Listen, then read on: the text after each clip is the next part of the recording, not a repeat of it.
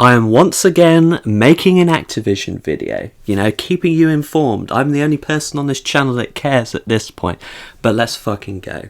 There's more villainy in the trilogy of these videos about Bobby Kotick and his whole will he won't he get his pay rise than the entirety of the Dark Knight Rises trilogy. Ra's al Ghul, Two-Face, the Joker, Bane, they haven't got nothing on Bobby Kotick at all and his true evil money grabbing. But the thing is, like, it's just a normal thing, you know. Is he evil, or is the system that, you know, perpetuates this behaviour evil?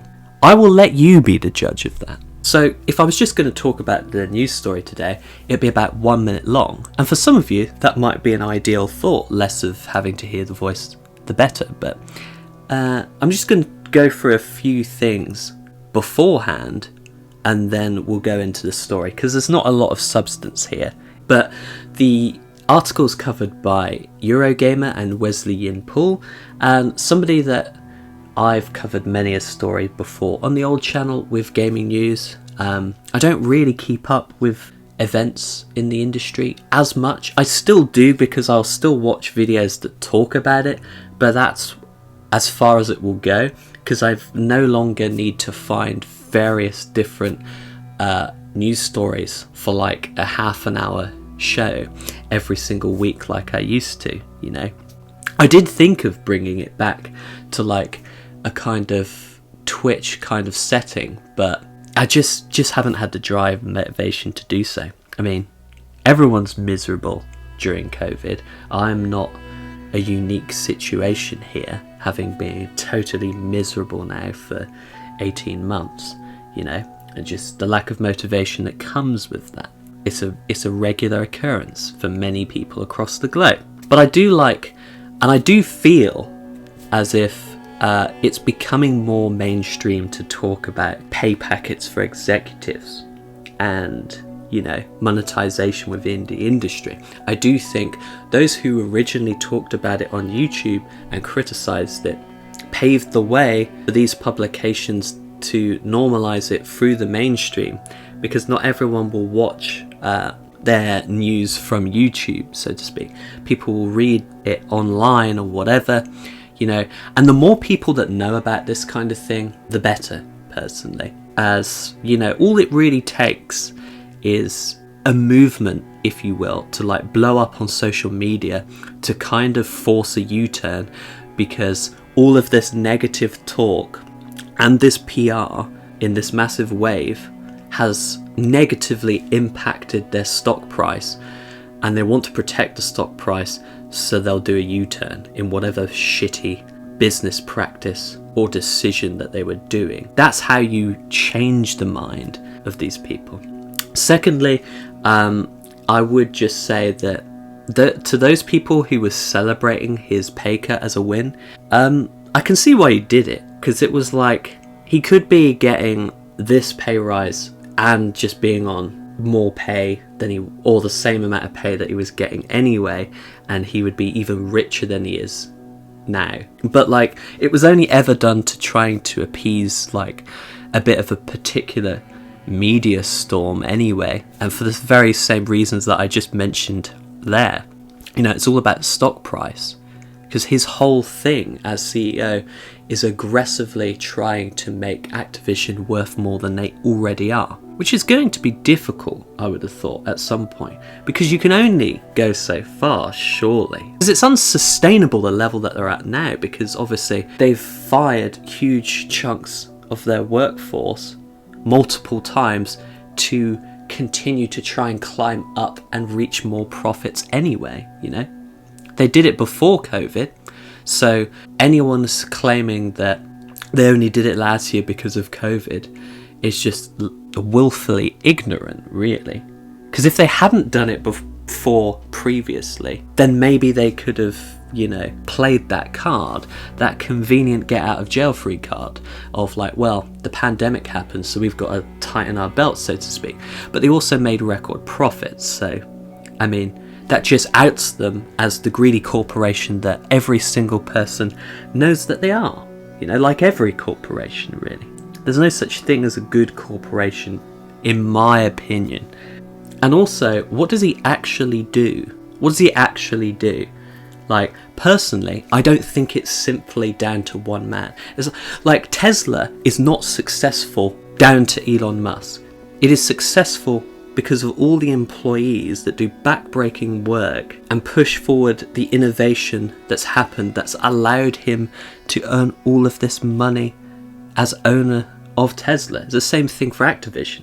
It's the employees making the games that allow the company to make all of that money off the games to allow them to become the biggest company in the gaming space, effectively.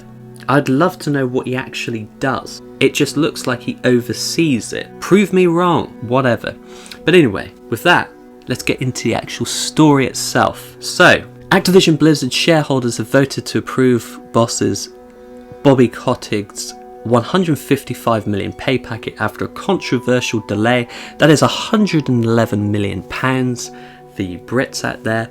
I don't know what that is in euros. I never actually check. I never convert anything to euros, actually, at all. You would think, being a Brit, I would convert stuff from euros to pounds, but it's always dollars to pounds, because obviously, you know, most of these gaming companies or whatever, most big corporations are based in America, so I'm just trying to figure out what that is in pounds, you know. The problems with having one of the most strongest currencies in the world, I guess. The vote was delayed. It was a say on pay vote, and I've already read the article a bit further on. It was only advisory. It's not even that big of a deal, but it shows an interesting trend of unpopularity. So it won, but only just 54%. Now, last year, same thing, 56.8%, and in 2019, 58%. So the idea he's just going to give himself more and more money for overseeing, you know, record growth is becoming less popular for the shareholders. Now, me being willfully ignorant of the filthy rich, I would have just assumed they were all laughing their way to the bank. But even they themselves think that he's overpaid. And that kind of just points to, like, the issue here. When analysts and the people also making money from your leadership effectively think you're overpaid, then there's a big fucking problem, isn't there? It's weird. It is so weird. Like, imagine working for Activision right now. You have absolutely no job security because at any time you could be fired in the pursuit of profit.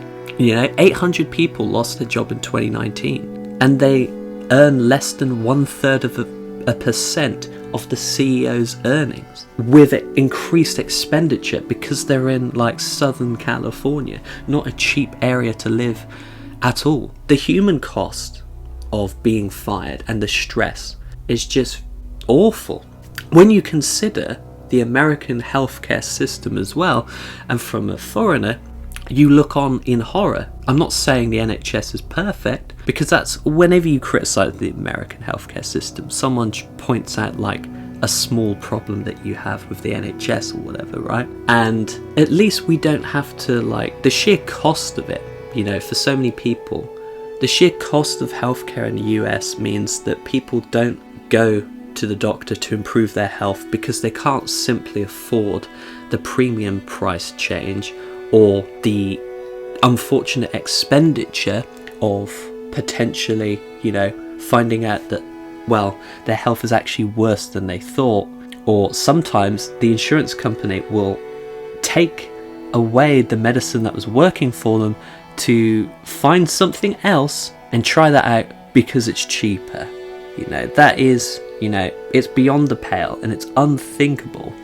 And it's like something that you would have in like a dystopic RPG, but that is the reality of life for the people of the richest country in the world. That's the figurative. That's not the figurative. That is the financial cost potentially for any of these employees that have all this stress and now mental health issues because they've lost their job in an incredibly competitive space. It ain't nice at all. It would have been very interesting that if the vote hadn't have gone through, whether or not they would have gone through with it or not. Because I feel at this point it's only the shareholders that really have any sort of power to sway Kotick effectively. Because the people who consume Call of Duty, for example, I think it was Infinite or Advanced Warfare that was the most disliked YouTube trailer ever until Battlefield 5 or something. I can't remember. One of the Battlefields got it. And it was so negatively panned that obviously they went down a different creative decision with Call of Duty after that. But that game still did rather well, like financially. They didn't collapse financially because, you know, they had the most unpopular game ever on social media. The thing about the shareholders is they have the power to effectively directly affect the stock market from their own choice in a much more tangible way, because an individual not spending however much Call of Duty costs these days, if enough people do that and it becomes like an online phenomenon or something, that media talks about it and this whole PR wave that Activision have to wade through, that can have some effect. And we've seen with like Battlefront 2, EA changed its mind and did various things regarding with that. But the shareholders themselves have the power to directly confront Kotick himself about it via this, you know, vote, or at any time they can just cash out. And if enough of them cash out, you would see a huge change in the stock price immediately. You know, the stock market is an entirely insecure thing, massively so. Elon Musk can wipe billions off of Tesla's value just from his shitty tweets. And it's happened many a times, several times in fact, that they tried to get him to stop tweeting because it was bad for business, right? It's as wild. Like we portray the stock market being this wonderful thing, but it's so insecure. It's terrifying. It could crash at any moment just based for a number of arbitrary reasons. It's an interesting thing because Activision defend this of saying that under Kotick their market capitalization has increased from less than $10 million to over $70 billion. That's an 8,100% increase in shareholder return between 2000 and 2020. But again, it's like, as I mentioned this a few minutes ago, it's the workers putting in the work on the games that's allowing you to do that, not just him.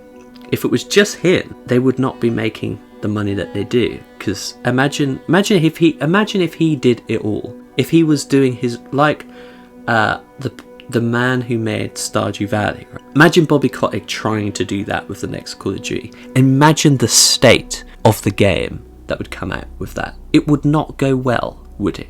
And too much of society looks at companies top down instead of bottom up. So the people that work so hard for so little at Activision don't get any of the credit, whereas the guy overseeing takes it all. And that annoys me. Oh, just a reminder, Activision avoids tax like a motherfucker as well. So, you know, you're effectively paying his wages if you're a US citizen, because they get all these tax breaks. And just by moving around their bloody headquarters, we should do something about that, you know. It's almost like we should get somebody in who wants to, you know, limit the lobbying powers of corporations. Hopefully this is the last time I'll have to speak about Bobby Kotick until inevitably in 2 years' time when, you know, he's got $1 billion as a pay rise or something ridiculous.